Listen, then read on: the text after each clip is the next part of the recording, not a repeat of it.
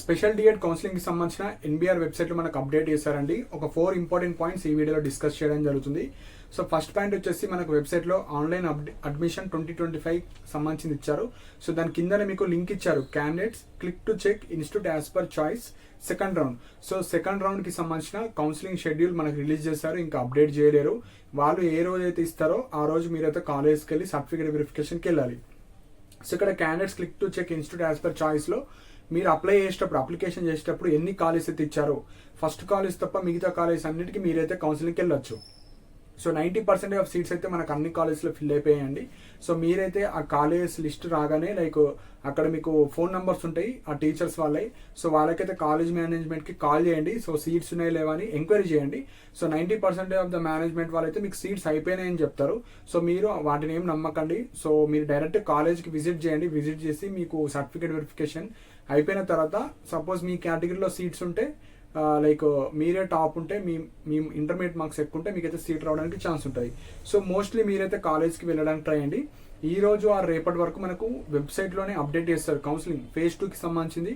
Phase 2 తర్వాత open round ఉంటుంది. So దానికి సంబంధించిన డేట్స్ ఇంకా అప్డేట్ చేయలేరు, చేస్తారు. సెకండ్ పాయింట్ వచ్చేసి కోర్ట్ కేసు అండి. సో ఎందుకు కోర్టులో కేసు వేస్తారు, దాని పర్పస్ ఏంది అది ఒకటి చెప్తాను. సో మెయిన్గా మనం అనుకున్న విధంగా అయితే కోర్టులో కేసు వేయలేరు. సో మనం ఏదైతే మెరిట్ స్టూడెంట్స్కి అయితే అన్యాయం జరుగుతుంది, ఎందుకంటే ఫస్ట్ ప్రిఫరెన్స్ ఇచ్చేసారు.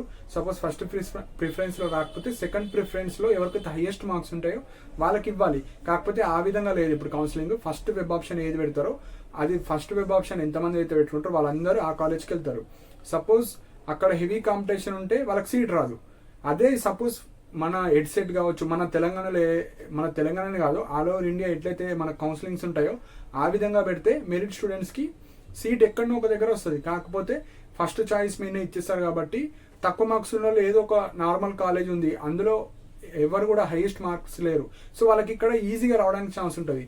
సో ఈ ప్రకారంగా కేసు వేయలేరు. కేసు ఏ విధంగా వేస్తారంటే వాళ్ళు ఒక స్టేట్ వాళ్ళు ఇప్పుడు ఏదైతే ఫస్ట్ రౌండ్ కౌన్సిలింగ్ ఉందో ఆ ఇంటర్మీడియట్ స్టూడెంట్స్ కావచ్చు, ఎవరైతే అప్లై చేసిన స్టూడెంట్స్కి ఏదో సంథింగ్ ఎగ్జామ్ కావచ్చు, ఏదో కౌన్సిలింగ్ ఆ టైంలోనే ఉండే. సో అప్పుడు వీళ్ళందరూ ఆ కౌన్సిలింగ్కి అటెండ్ అవ్వలేకపోయారు కాబట్టి సో మళ్ళీ మాకు ఛాన్స్ ఇవ్వాలి, సో అట్లా పెట్టద్దు మాకని ఒక కేసు అయితే వేయడం జరిగింది ఢిల్లీలో.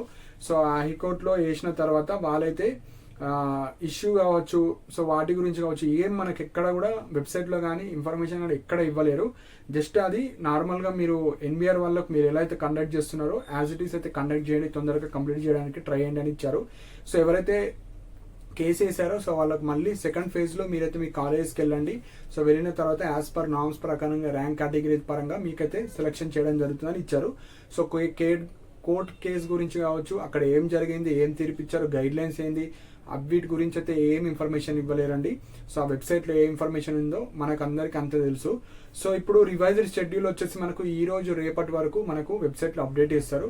సో వెబ్సైట్లో అప్డేట్ చేయగానే యాజ్ పర్ డేట్స్ ప్రకారంగా మీరైతే మీ కాలేజ్కి అయితే వెళ్ళొచ్చు, వెళ్ళి సర్టిఫికేట్ వెరిఫికేషన్లో పార్టిసిపేట్ చేయొచ్చు. So already joined, so case అయితే మనం అనుకున్న విధంగా వేయలేరు కాబట్టి సో ఎవరైతే మీ ఇన్స్టిట్యూట్లో జాయిన్ అయిపోయారో, అంటే ఇప్పుడు ఎగ్జాంపుల్ ఏదో కాలేజ్లో మీరు ఫీ పేమెంట్ చేసి సర్టిఫికేట్ వెరిఫికేషన్ చేసుకొని అలాంటి క్యాండిడేట్స్ మీ అడ్మిషన్కి అయితే నో ప్రాబ్లం. సో మీకు అడ్మిషన్ అయిపోయినట్టే. ఏవైతే రిమైనింగ్ సీట్స్ ఉంటాయో ఇప్పుడు ఫేజ్ 2లో ఎవరైతే వెళ్తారో ఆ వేకెన్సీస్లో ఎవరికైతే కేటగిరీ చూస్తారు, మార్క్స్ చూస్తారు. సో అదే కేటగిరీలో వేకెన్సీ ఉంటే మీరు టాప్ ఉంటే మీకైతే సీట్ రావడానికి ఛాన్స్ ఉంటుంది. సో ఆల్రెడీ అడ్మిషన్ తీసుకున్న వాళ్ళకి నో ప్రాబ్లం, మీరు ఆ కాలేజీలో అయితే కంటిన్యూ అవ్వచ్చు. సో షెడ్యూల్ అయితే మనకు వెబ్సైట్లో అప్డేట్ చేస్తారు. అప్డేట్ చేయగానే మీకు రెస్పెక్టివ్ ఏవైతే కాలేజ్ పెట్టారో మీకు నచ్చిన కాలేజ్లో కాల్ చేసి వెళ్ళండి. వాళ్ళు ఇన్ఫర్మేషన్ ఇవ్వకపోయినా డైరెక్ట్ కాలేజ్కి వెళ్ళి పార్టిసిపేట్ అయితే చేయండి.